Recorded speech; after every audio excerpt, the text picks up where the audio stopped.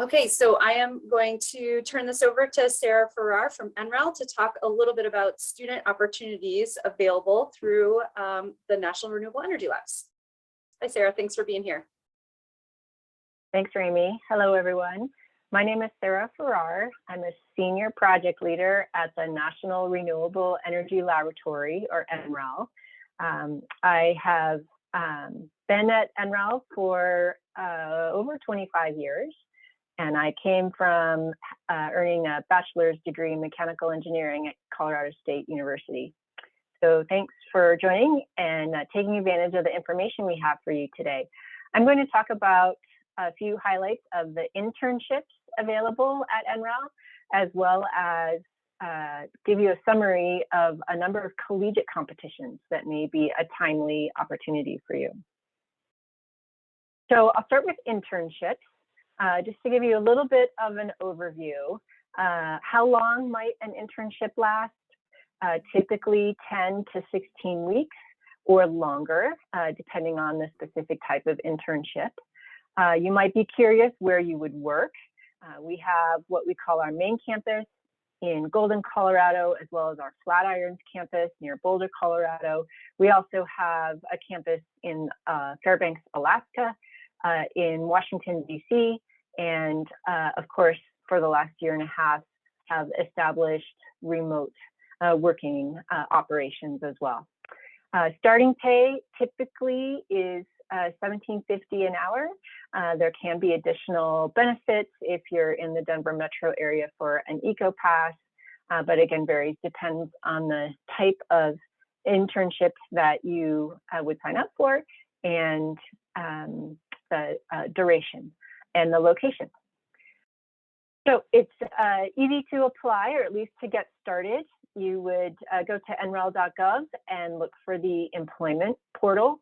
Also, the U.S. Department of Energy Office of Science is a place to start with internships that can be not just at NREL, but any of the other 17 national labs around the United States.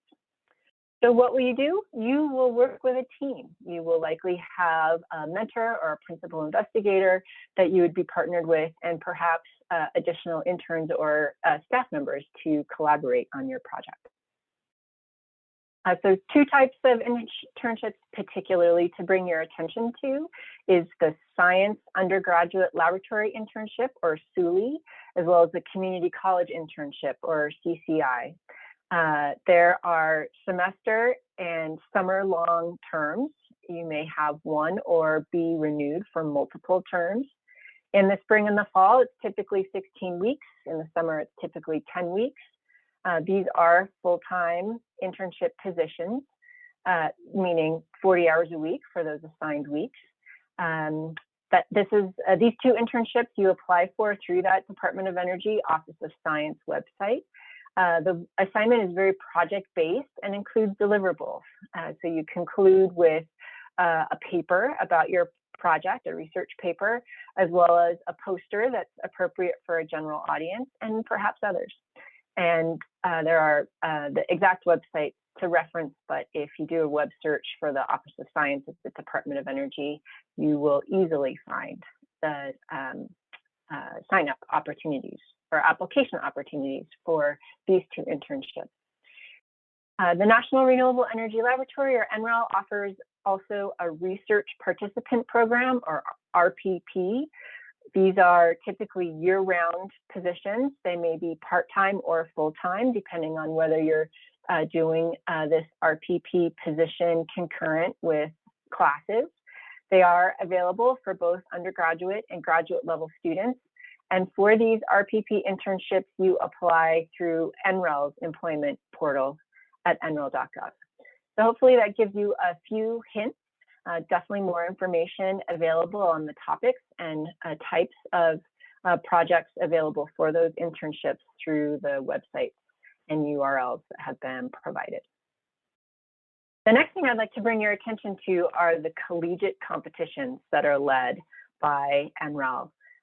These collegiate competitions, like internships, are just a fantastic experiential learning opportunity. These events are administered by NREL, typically on behalf of the Department of Energy, particularly the Office of Energy Efficiency and Renewable Energy. That experiential learning or hands-on learning for our future scientists, researchers, and entrepreneurs complements your coursework and the curriculum that's available to you at your collegiate institution. These competitions are an opportunity to challenge your creativity, passion, and skills, even innovation, to address real-world design problems or issues. So this is an opportunity to be amongst the best and the brightest. We look forward to having you as the next generation of our energy leaders and inspiring the ingenious entrepreneurs that may be amongst today's college students. Thousands have competed and gained an invaluable experience, so we hope that you'll join us today. Information about all of these collegiate competitions is available at that NREL.gov compete website. Again, easy to find with an internet search. Keep in mind that these collegiate competitions might serve as course credit. So they might be part of a class, perhaps serve as a senior design or senior capstone course. They may be something for which you could earn elective credit or independent study credit hours. They also might be energizing as part of an extracurricular or student club activity. So I'm going to just give you a few summary remarks about each one of these competitions, give you the website where you can go for more information about each one of them, and also give you a reminder of the application deadline so that you can consider the timing of these competitions and how they might align with your interests. So the first one is the Collegiate Wind competition. This challenges interdisciplinary teams of undergraduate students from a variety of collegiate programs to offer unique solutions to a complex wind energy project. Typically, you work together to design, build, and test a prototype scale model of a wind turbine, as well as to consider financing, project development, or other specific issues associated with developing wind energy. So the website is provided on this slide. Keep in mind that this competition has an application deadline in advance.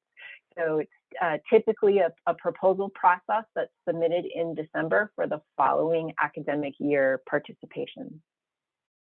The next competition is for Cyberforce. So this DOE Cyberforce competition challenges collegiate students to protect an imagined or hypothetical business from simulated cyber attacks. That application is coming up in a couple of weeks, so deadline of October 1st for a November competition activity, typically a 1 to 2 day kind of hackathon type live event. The next competition to which I'd like to bring your attention is the Geothermal Design Challenge. This one inspires students to develop innovative solutions for geothermal energy applications and also to raise public awareness of geothermal resources. In this case, you find a prospective geothermal energy district, perhaps in your hometown or on your college campus, and you use that prospective geothermal district as the challenge that you develop through the competition submittals. The application deadline for this year is coming up, so you submit a progress submission, which does require a little bit of homework. For that progress submission, you submit by November 4th as part of this fall 2021 to spring 2022 competition timeline. Another competition for you to consider is Jump into STEM. So the acronym JUMP is to join the discussion, unveil innovation, make connections, and promote tech to market. So this Jump into STEM focuses on creative ideation and diversity, very specifically in the building energy efficiency sciences. Application deadline is coming up in about 2 months, November 12th, and it has a concluding activity a couple months later in January of 2022. Winners are awarded a paid 10-week summer internship at either NREL or Oak Ridge National Laboratory. There's a variety of prizes or awards that you can earn through these competitions. In the case of Jump into STEM, it's an internship. Sometimes it's cash prizes. Sometimes it's a trophy. and a point of pride as you develop your resume and launch your career. So the next competition is the Marine Energy Collegiate Competition, which challenges interdisciplinary teams of students to offer unique solutions to power the blue economy. In this case, you're creating devices, so prototype devices that could be used to provide power in the difficult ocean environment to help us better monitor for storms, protect food sources, and provide access to clean drinking water. The application deadline is in advance, typically in May, for the following fall to spring competition activity timeline. Solar Decathlon, it has been around for 20 years. Perhaps you've heard of it or seen pictures or are aware of students who have had the benefit of participating. It is now has 2 tracks, a design challenge and a build challenge. So this is a collegiate competition that has inspired thousands of students worldwide since its inception in 2002. Decathlon is 10 contests that are the foundation of what students do to design and possibly also build high-performance, low-carbon buildings that mitigate climate change and improve our quality of life through greater affordability, resilience, and energy efficiency. Application deadline is in about a month, so October 26th for both the 1-year design challenge and the 2-year build challenge.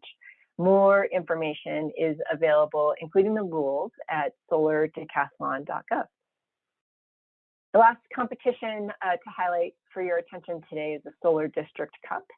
So this competition challenges multidisciplinary student teams to design and model optimized distributed solar energy systems for a campus or an urban district. In the case of Solar District Cup, we provide to you a real-world use case of a particular district, including the data that you need to propose integrated solar, storage, and other distributed energy capabilities across a mixed-use group of buildings served by a common electrical distribution feeder.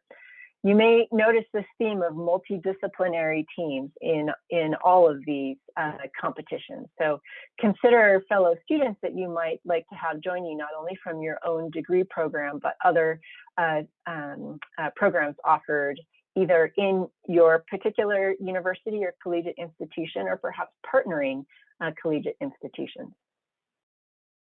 So for Solar District Cup, the application deadline is in 10 days. So September 27th is the deadline for the fall 2021 to spring 22 competition deadline. So I hope I've given you some useful information to consider as you're growing and advancing your prospective careers in the clean energy industry, either through internships offered by the U.S. Department of Energy, Office of Science, through the research participant program positions offered at the National Renewable Energy Laboratory, or through any one of these collegiate competition opportunities.